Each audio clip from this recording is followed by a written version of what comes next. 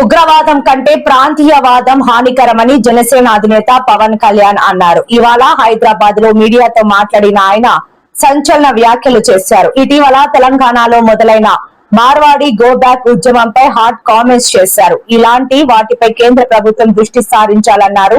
తమిళనాడులో Hindi go back, Hyderabad లో Marwadi go back, north Indians go back అని మాట్లాడుతున్నారని తెలిపారు. మీరు అంటున్నారు కాబట్టి చెప్తున్నా, తెలంగాణలో జనసేన ఉంటుంది, మేము పోటీ చేస్తాం. నేను ఇప్పటిదాకా నిర్ణయించుకోలే.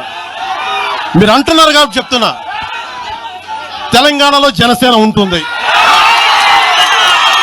మేము పోటీ చేస్తాం. నేను ఇప్పటిదాకా ఎప్పుడు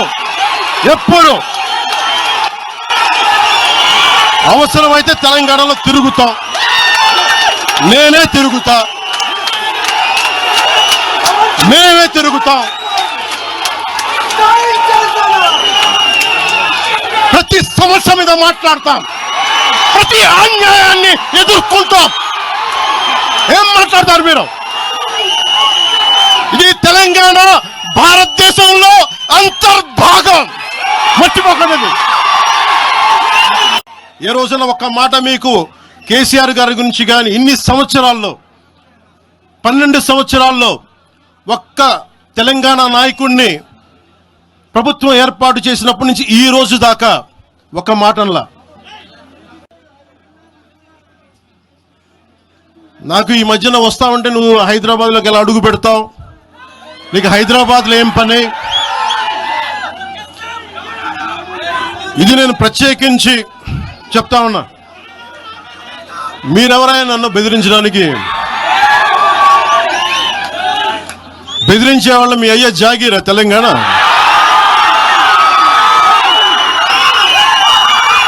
నా మీద దాడులు చేస్తా ఉన్నారు కదా.